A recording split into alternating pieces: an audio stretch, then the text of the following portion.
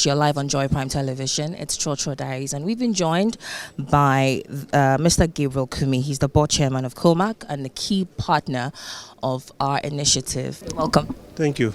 All right. So for your safety week this week, you are championing excellence and safety in the fuel industry. Why is that? Well, I mean, we cannot live without petroleum products. We really propel the nation with our products. Coming here, you came with a car. You couldn't have driven here without fuel. But in there is that aspect of petroleum product, which is quite, I wouldn't want to use the word dangerous, but if not handled well, it can be a very dangerous commodity.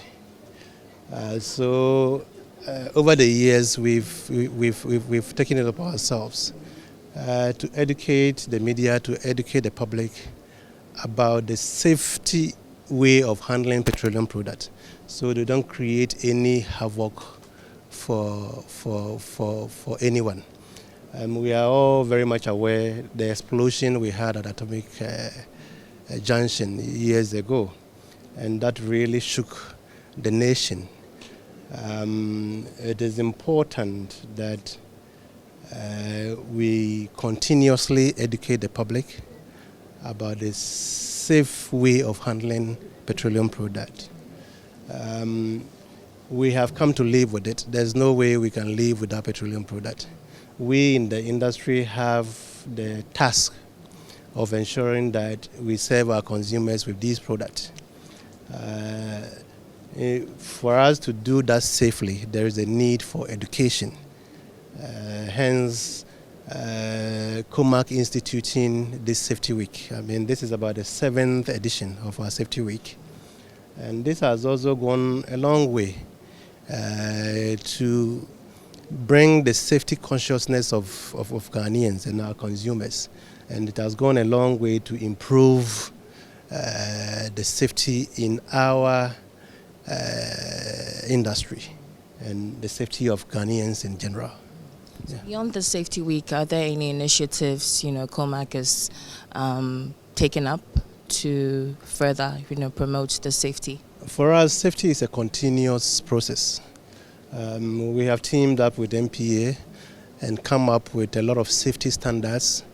I believe since we had that unfortunate atomic explosion, we have not had any major incidents for the past, I think that happened in 2017, and it's been 7 years on. It's all because of the continuous education, continuous enforcement of safety standards, continuous collaboration with the regulator to ensure that safety standards are enforced. So this week is just an awareness creation week, but beyond the safety week, we continuously ensure that we dispense our products to consumers in a very safe manner. We continue to ensure that we educate the consumers to use the product in a very, very, very safe manner. And that has culminated in the issues of fire explosions reducing quite significantly over the past few years. Now let's shift our focus a little bit to fuel. Right, there have been concerns. A lot of people have shared reports of, fuel adulterations here and there that has led to some vehicles breaking down, causing accidents here and there.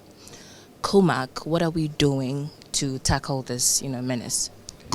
Yes, let me state that COMAC is a human institution, and like any human institution, you obviously find some few bad nuts within us. And this form a very small percentage of our members who are involved in these things. I did indicate that fuel dumping and third-party supply is one of the issues that we expect MPA to deal with head-on. This simply means that we have certain unscrupulous people who lift product from whatever source and then send it to filling stations which are not even under their sponsorship. So once this goes on, we don't really know the source of the product.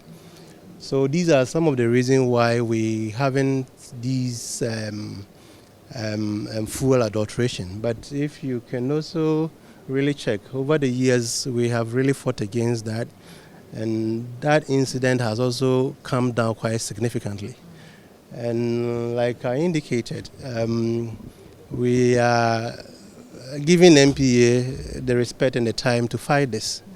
If that does not happen... That's to say it's not your job to really ensure the quality. It's a collective responsibility, but MPA has the primary responsibility to ensure that every product that is delivered to every fuel station is coming from the right source. For instance, MPA has a tracking system that tracks all the BRVs, all the trucks that are used in delivering petroleum products in this country. So it's very easy for MPA to identify who these third-party suppliers are, who are those doing these dumping, so that we nip the issue right in the bud. And like I said, we will still collaborate with them. But gradually our patience on this issue is running out. But I mean, in the interim, as consumers, what can we do to stay vigilant and ensure we don't fall victim? I'm sure consumers, per their nature, have also identified which filling stations are selling the right product. For instance, I'm sure you have your filling station that you buy your product from. And I'm sure by now you have developed that kind of taste for that station.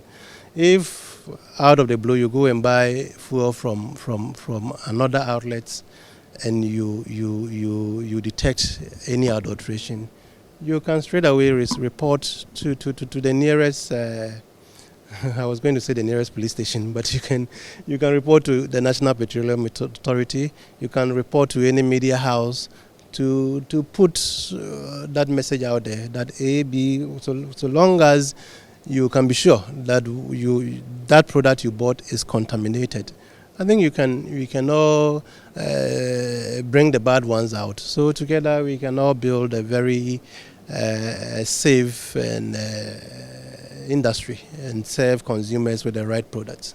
So you're still live on Joy Prime Television. It's your favorite Trotro Diaries. One other problem that this industry have is also the subsidized product. For example, premise and MGO. These are products that are heavily subsidized.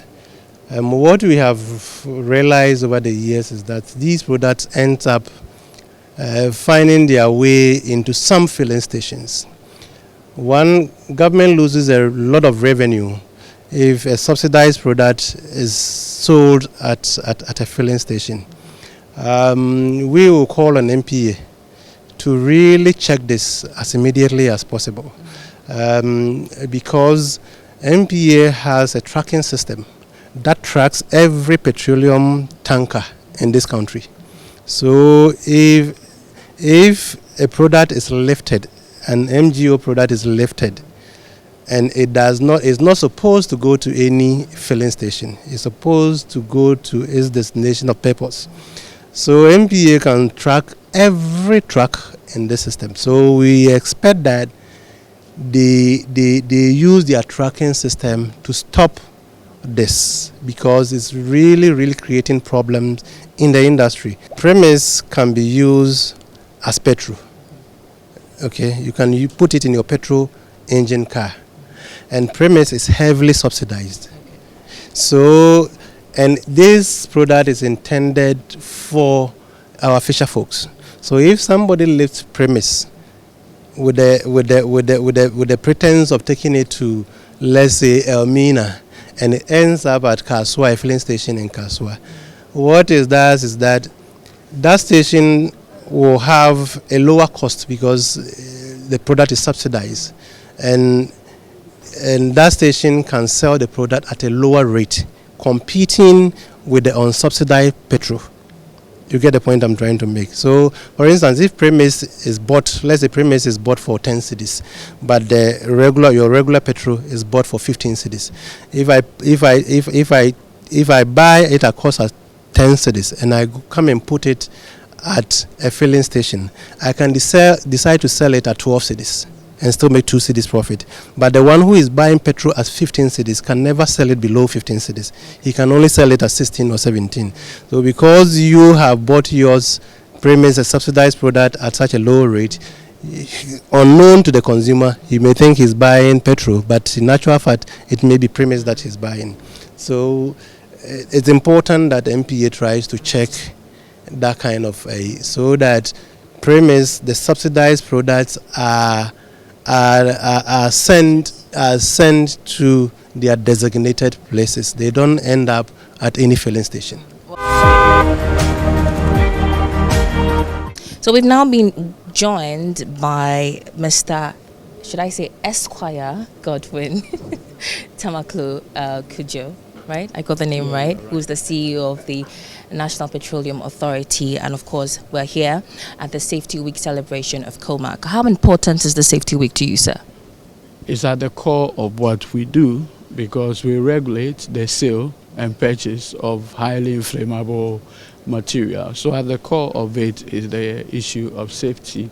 I do not want to remind Ghanaians, we knew what happened on the 3rd of June 2015 when we had that fire incident at Circle, and many lives were lost, properties destroyed, among other things.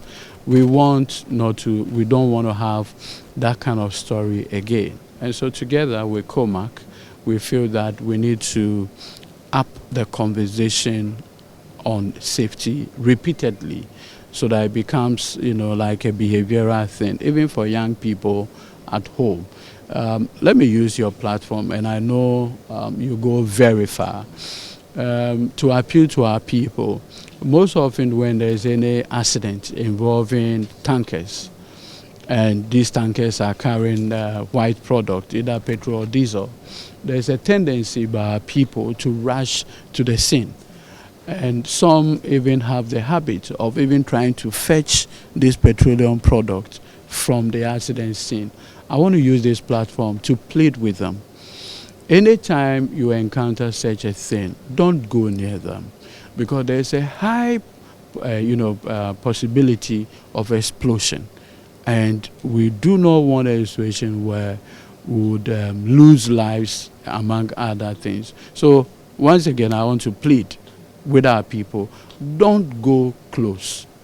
Allow professionals who are trained in such areas, the fire service among others, to get on board. Put out all the dangers, completely de-risk them before you get close.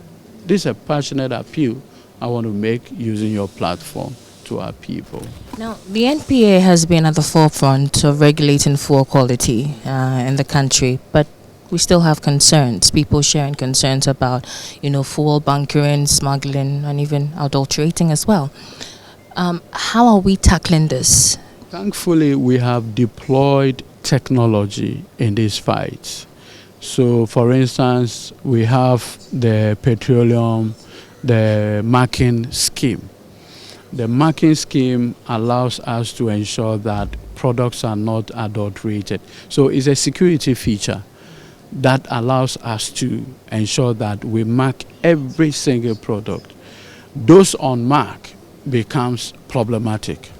We also have a very powerful lab system that allows us to ensure that at all time premium is played on the critical issues of quality assurance. In fact, there's a whole directorate in charge of that. Key issue for us. For diversion, the tracking of petroleum, the bulk vehicles, allows us to track at all material time, 24/7, where a BVR or whatever is. And so anytime there's a diversion, we're able to do that. The tankers are, kind of marked. They are sealed. There are sensors on them. And with the advancement in technology, GPS and all of those things, once the sensors are on you and the seals, you can't do anything.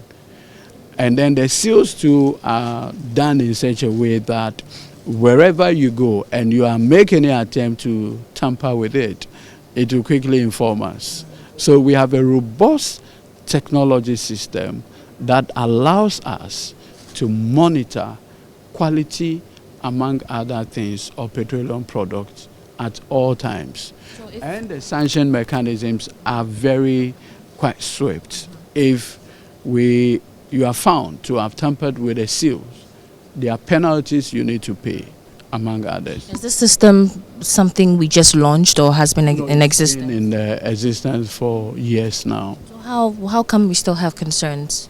No, what it means is that, and like I always say, the regulator is always doing a catching up. People and, quite unscrupulous people are always ahead of the regulator.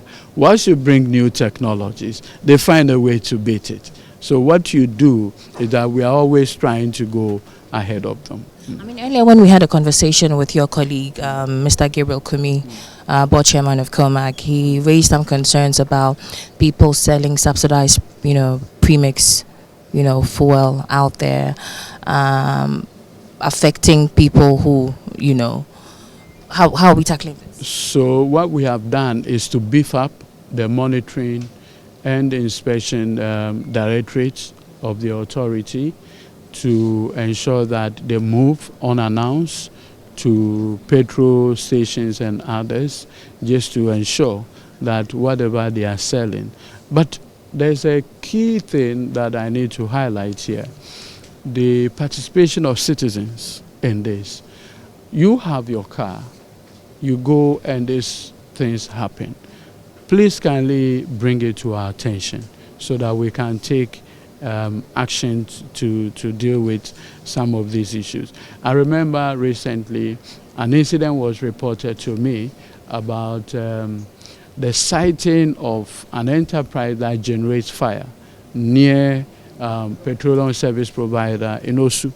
We quickly took steps, and that is how we're able to, so the participation of citizens in all of these safety issues is key. We cannot do without the involvement of our countrymen in what we do. All right, so we're still here at the week-long celebration of COMAC's Safety Week Celebration 2025. You're live on Joy Prime Television. I've been joined by Mr. Kosa. He is the Director of Safety at the Ghana Fire Service, and we want to, gauge his thoughts on this event as well. Thank you very much. I think that we have met here as industry players to drum home the need for industry players to adhere safety practices, not just talking about it, but acting it. The theme is championing safety. If they say somebody's a champion, it means that it's up to scratch. So we are saying that don't just say it, but make sure that safety becomes a culture. Safety becomes an instinctive. Safety becomes something that is offhand. So that when we say there is an emergency, there is a disaster, you know that what you are supposed to do, and you don't even let the disaster occur, but the measures you put in place to forestall that disaster. All regulators are up and doing and making sure that they don't just sit in the comfort of their offices, go down there, find out what is going on, and bridge the gap. When we talk about fire and fuel, they're like enemies, right? How important is, for instance, fire extinguishers? We want to promote safety in our Trotro stations. I see that a lot of times we educate or we encourage our drivers to have fire extinguishers in their cars, and most of them do not see why they should. Why should we? It is very important. I say that those who are driving in cars, they are sitting in a filling station, so their car is also a filling station because they are sitting on fuel, and everything about vehicle is volatile, is flammable. So when it happens, within a split of seconds, it spread rapidly. So it is very important to have an extinguisher in your vehicle. We are even saying very soon we'll come up with a policy that even the 1 kg is too small. let's upgrade it to 2 kg, so that you don't just buy an extinguisher which you think that is infinity. Extinguishers once bought has to be serviced and renewed every year. So we are urging every driver, every car owner to have an extinguisher. And not just that, if you have them, we are trying to have a plant strategically deployed across the country so that it will be accessible to all car owners. When they find the extinguisher expired, they will go there to service them.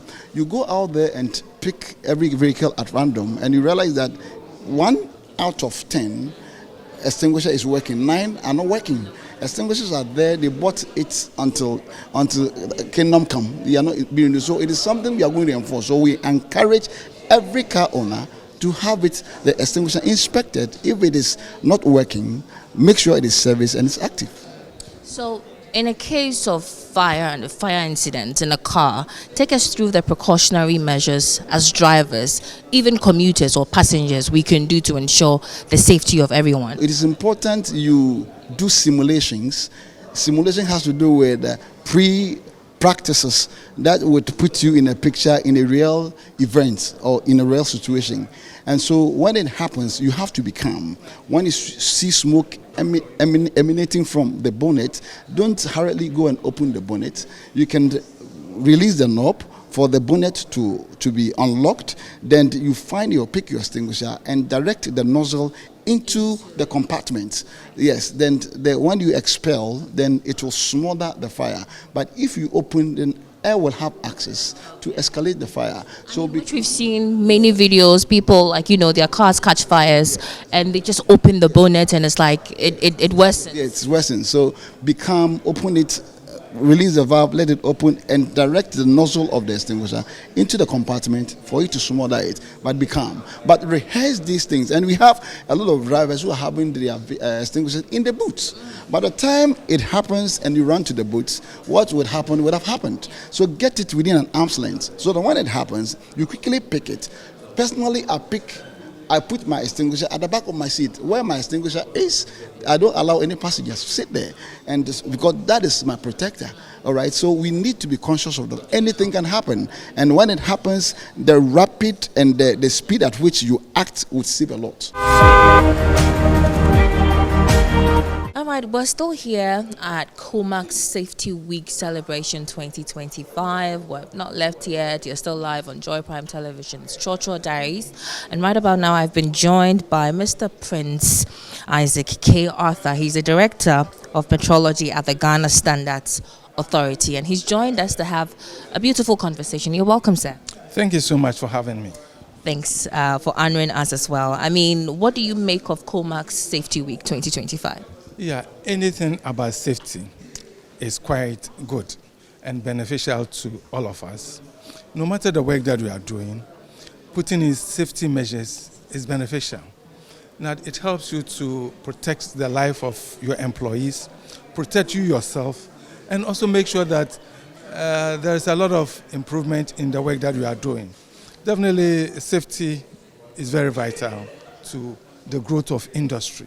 Every industry, any industry at all, is very beneficial. We can go on and go on, give many examples. Safety is very key if you want the welfare of your employees and make sure that they work as they should.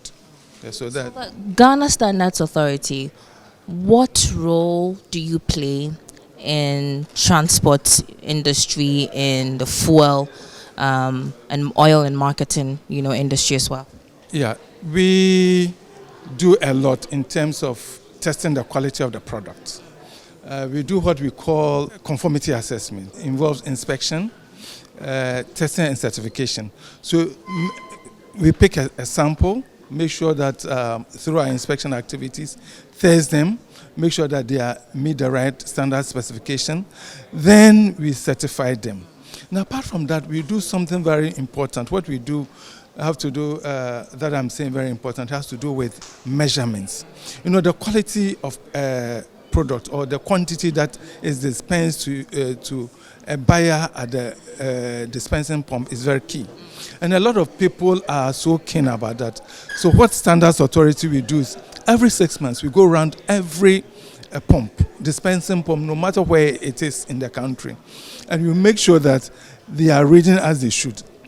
If they don't, then we just close them up, make sure that they are repaired. Then we do what we call verification to make sure that they are dispensing the amount that you actually bought for you. So it's very key and very important to transporters. We've had several complaints. I mean, if you go on social media, I'm sure you would watch a lot of people share their experiences at the pump stations. They talk about fuel adulteration. They talk about pump stations not dispensing the right quantity. But we have GSA whose sole job is to ensure all these right practices. So clearly, what are we not doing right? What is the GSA not doing right? Or what are we not doing enough to ensure that these right practices are enforced? I don't know what GSA is not doing. To me, we are doing the best as we should. Now, don't assume that maybe the amount that has been dispensed to you when you went to buy at the dispensing pump is not right. What we've done to make sure that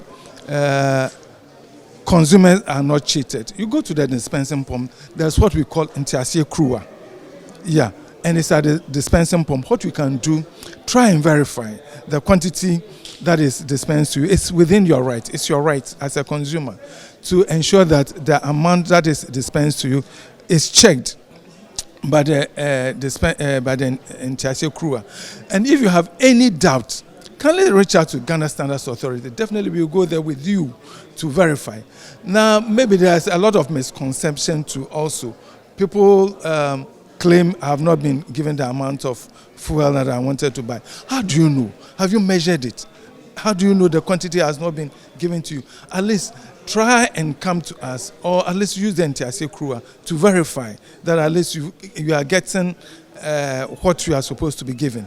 If you have any doubt, come to any of our offices and we'll take the next. How about stations that do not have the intiasie crua and cheaters? Then if they don't have, they are not permitted to sell. So it's within your right before you buy.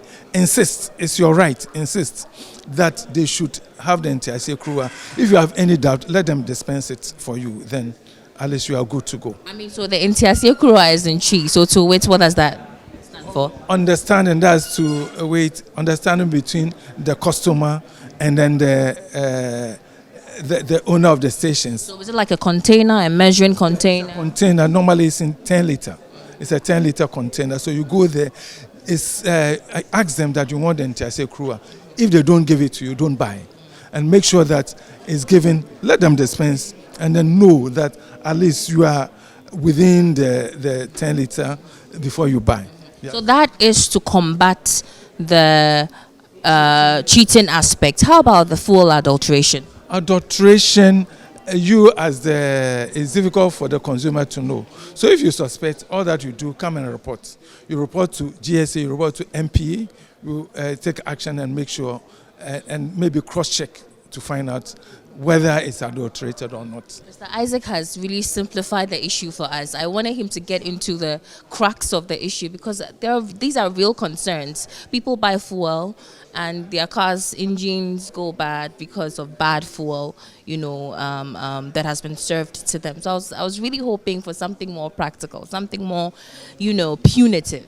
Yeah, so definitely when you look at our new act, there are punitive measures for those who try to cheat the system.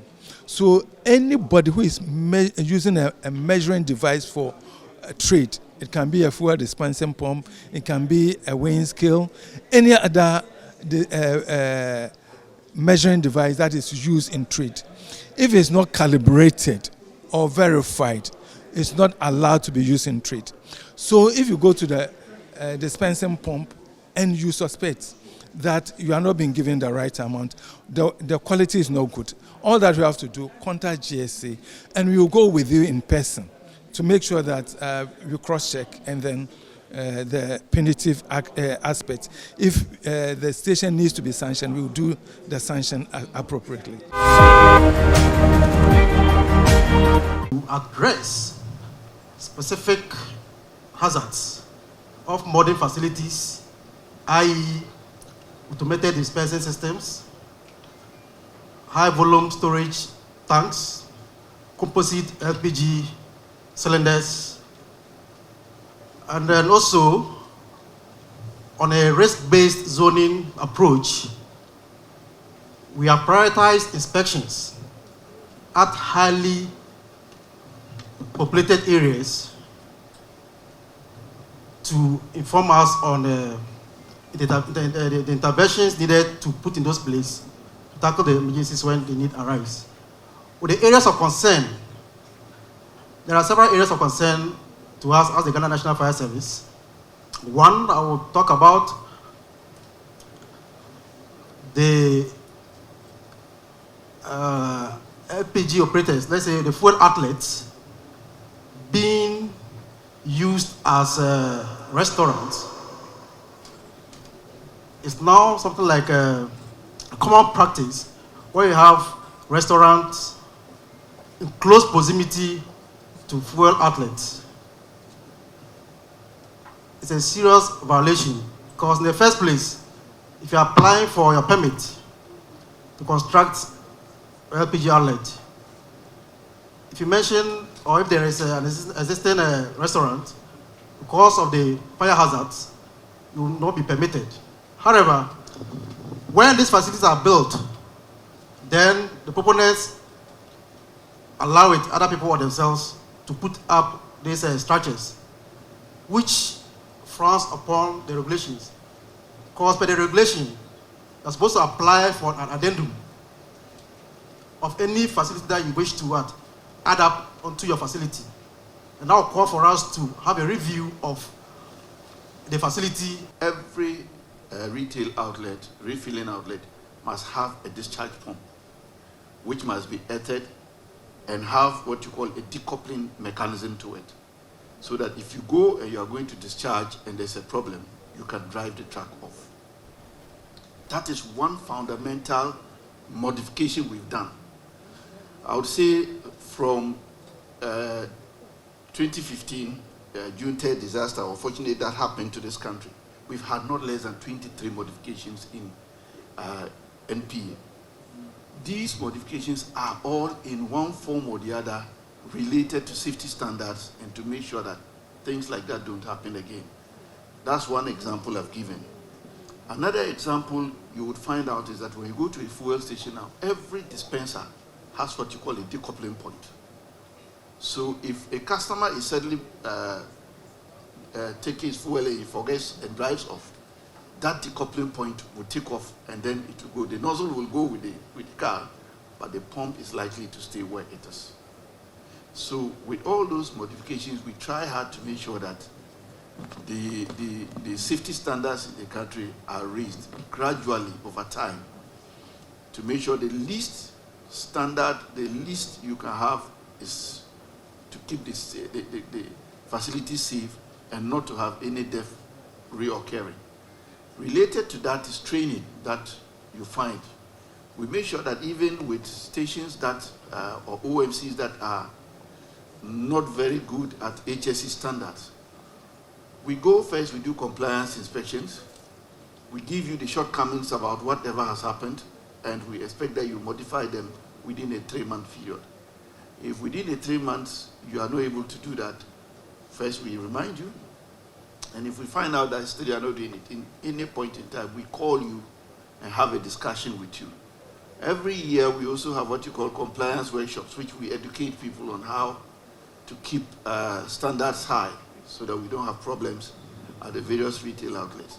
So based on that, I'll say the authority has done a lot and we will do a lot as we go on. From learnings like this, we also take that and we incorporate that into regulations.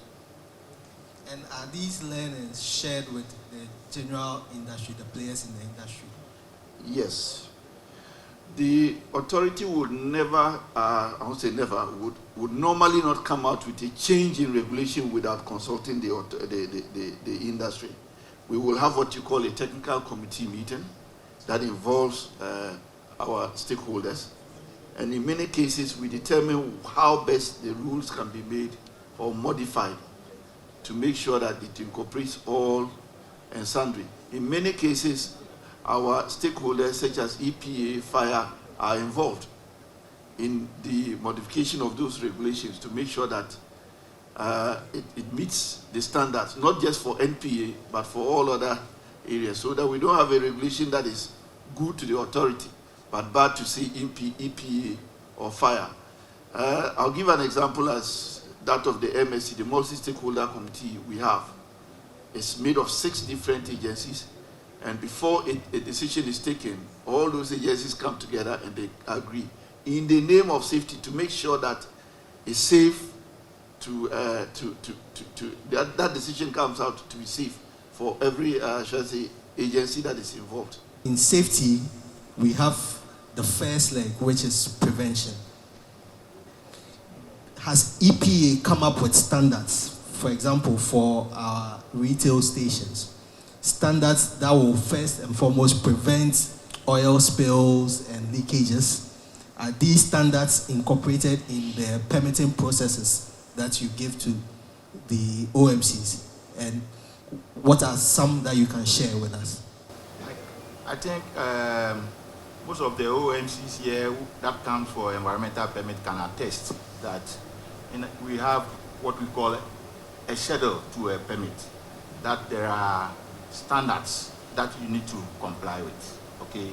So those standards are there and they report to us. Mostly those stations that are green in our books, we ask for every quarter.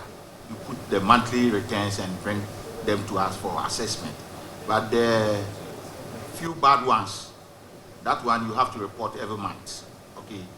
And I think that we have also developed what we call the Ghana standards with the Ghana Standard Authority, okay? They are there. I'm sure the authority is selling on behalf of the agency. They are making the money. So we have, I think we have about 4 standards. We have one for air, we have one for water, we have one for soil, and I think effluent, okay? They are all available and they are in the custody of Ghana Standard Board, and they help us to do the gazetting and publication. So EPA has a lot of standards, and when you go to the EPA website, there are some you can have access to, but because of the cost component, cost implication, that is why Ghana Standard is selling those standards. One area that I think that we need to step up the education in is the infrastructural safety of our installations.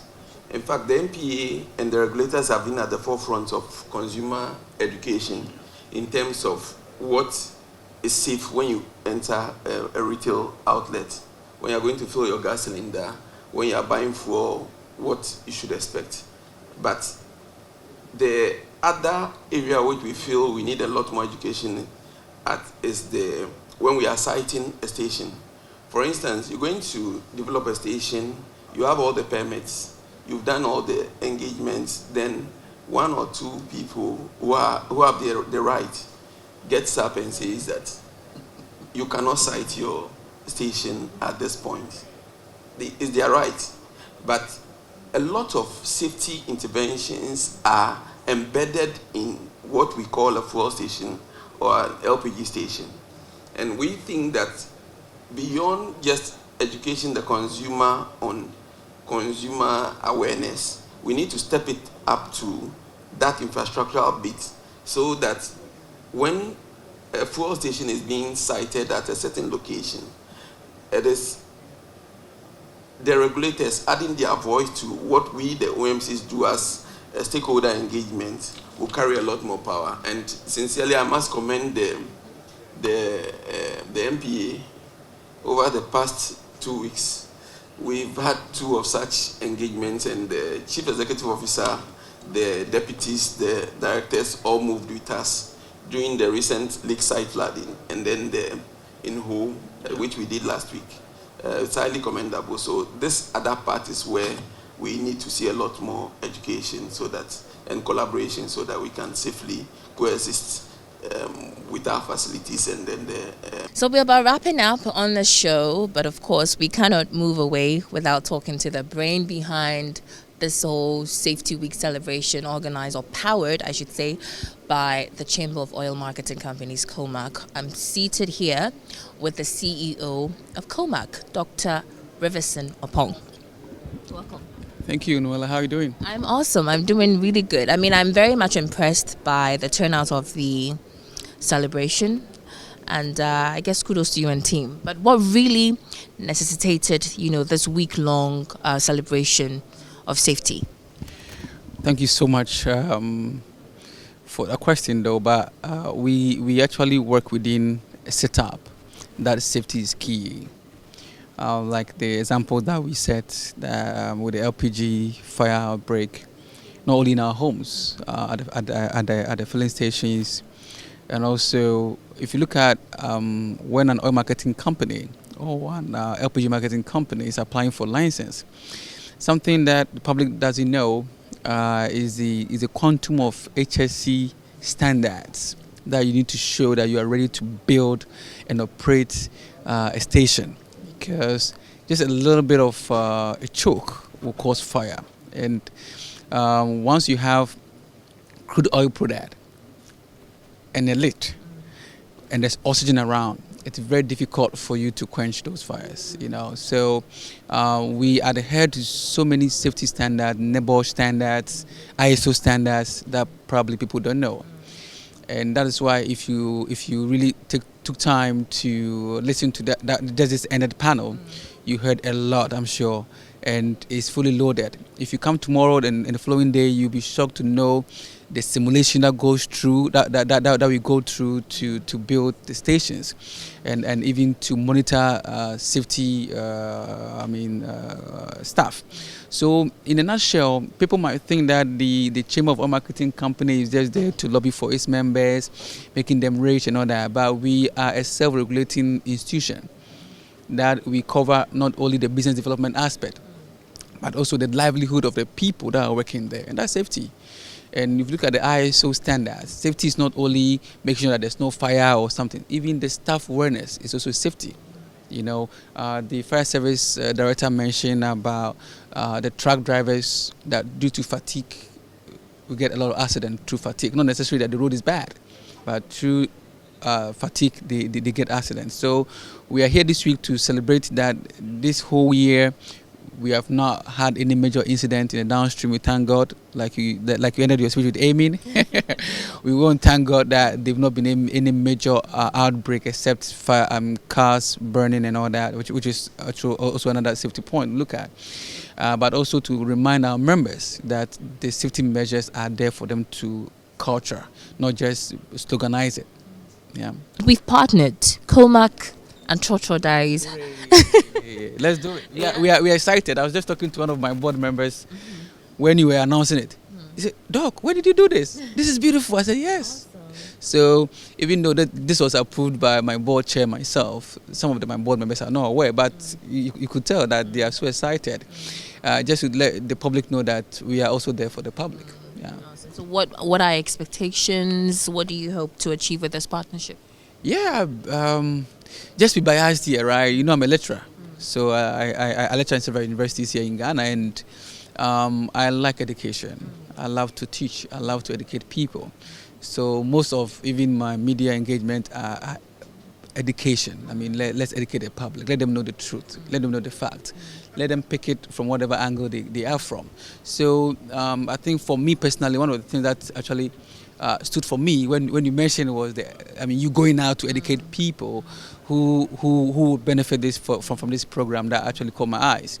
So we are super excited. My staff is waiting for you to tell them where and when they should meet you and what their role is going to be. They are well equipped that are going to go with you for the next 3 weekends to educate the market women, the Trotro drivers about how fuel quality when you are filling your tank instead of pushing the car. At the first glimpse, let the fuel attendant stop filling. Because that click is to tell that the car is full. There's no mechanical tool for you, just to reduce the car burn. Accidents on the road, and also probably to engage them on something that we don't know.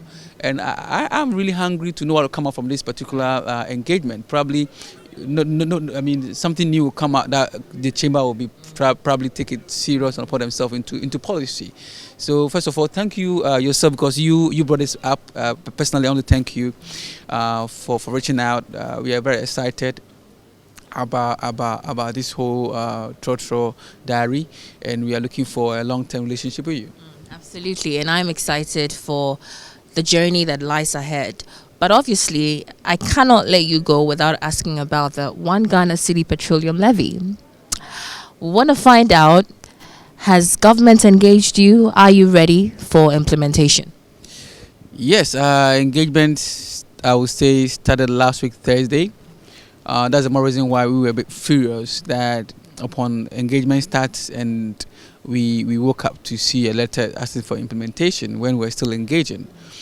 We saw that onward coming. And I'm happy to mention that yesterday we had a meeting with the GRA boss, with my board, virtually. We have indeed started engagement, and I think tomorrow we have another engagement with GRA about enrollment, and I believe that Friday we are with MPA. This engagement will be a continuous one, because we really don't want the consumer to feel the burden of this one city. And I believe that if everything that we've laid out to the government to look at is actually taken into consideration, we all be happy supporting an agenda that to stop doing so, according to the government, and also for my members, the oil marketing companies, not to feel the burden of this extra levy. And let me say this, I've received insults from both MPP and NDC. That is fine. We are an industry. We're an industry, and we speak for an industry. Okay, that is very critical. We contribute almost 10% of the GDP of the country. It means that we are very relevant, giving more than 5,000 jobs to people, or full attendants, managers working in the oil marketing companies. It tells you that we are very relevant, and you cannot just take it as for granted. So we will not sit down for something that will affect our industry happen, regardless of who you are. We will speak out, and that's what we did. So let's reduce the insult, and let's think together. If your father owned a filling station or an OMC, you understand where I'm coming from. That being said, I believe now we are on the tangent of understanding each other. And let me also mention that, one person said that when fuel price was 17 cedis, you were quiet. There's a different thing when commodity price increase and when tax increase, because taxes are prepaid. When commodity is after you sold it, because BDCs have credit line, OMCs have credit line as well. But for the tax, I need to prepay GRA, and that's the question that people ask. Why? So if you can implement it on the 16th, why not on the 9th? You can't implement a law on the 9th when we have the instruction on the 8th, because some OMCs need to raise not less than 2 million cedis on that Sunday to be able to lift on that Monday. Where are they going to get money from? Some OMCs had their order delayed on the Thursday because of the holiday on Friday, and they need to. And they need to lift the product. So give us 1 week to prepare even our fiscal terms, our tax payment to the government before we. But again, like I said, we are all sorted out. So I mean, is that to say that, like, by what you just said, that you're sorted out, or do I take it as though the implementation will be based on subsequent meetings you have with, all important bodies involved? Yeah, I mean, that's a very beautiful question. Apparently, the implementation is starting on the 16th. And by Friday, we should be able to let the public know how the tentative price is going to look like on the pumps. Obviously, going to be a range, right? But we are still going to have a lot of series of engagement to make it even better. I'll put that way. So the 1 city is going to be maintained, no reduction, just 1 city? Yeah, just 1 city, plus whatever operational costs that will come with it. But we are going to roll it. All right, we'll be on standby for that rolling announcement. So I've been speaking to Dr. Riverson Opong. He is the CEO of the Chamber of Oil Marketing Companies, COMAC. I'm Noella Karanyali. Shouts to Yao Odum. He couldn't make it, but it's okay. It's fine. We forgive him.